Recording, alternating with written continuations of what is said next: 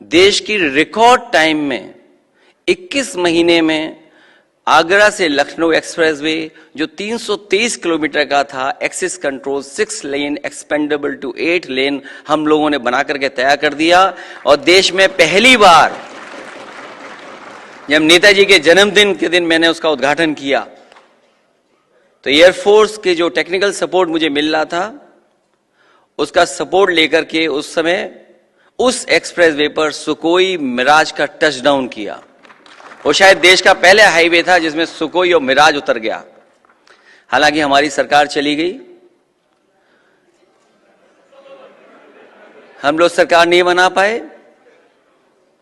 तो हमारे पत्रकार साथियों से जब मेरी बातचीत हुई तो मैंने उनसे यही कहा कि हम लोगों को समझाते रहे और दूसरे लोगों को बहलाते रहे, और उसका परिणाम यह हो कि हम लोग सत्ता में नहीं आ पाए।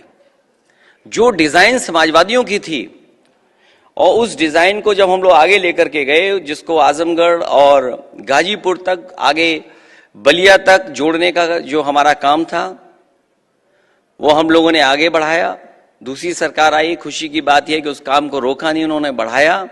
और उसका परिणाम यह हुआ कि समाजवादी पार्टी की जो योजना थी, जिस एक्सप्रेसवे को उन्होंने डिजाइन किया था, सड़क पर जो आपको उतरने की फैसिलिटी दी थी, उसी का परिणाम यह हुआ कि देश के प्रधानमंत्री सबसे भारी वाहन से जो हरकुलस है एयरफोर्स का, उस पर उतरा था और इकलौता हाईवे था।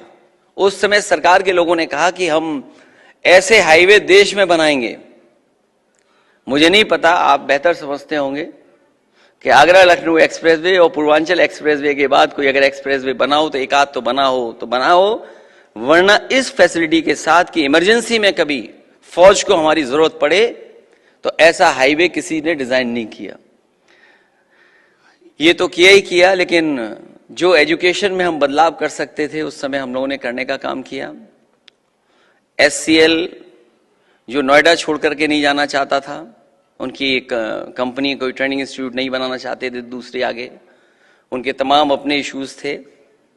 जब मैं सरकार में आया सबसे पहले उनको बुलाया, मैंने कहा कि मैं चाहता हूं कि आप लोग लखनऊ तक आएं, क्योंकि यहाँ के बच्चे भी जो न केवल यहाँ उनको तकलीफ होती है पढ़ने की, बल्कि यहाँ से जब वो बाहर जाते हैं तो अपने परिवार के लोगों के बीच नहीं रह पाते हैं। कोई बेंगलोर जा रहा है, कोई हैदराबाद जा रहा है, कोई चेन्नई जा रहा है। यहाँ पर वो जॉब्स नहीं है जो जॉब्स लखनऊ में मिल सकते थे उन्हें।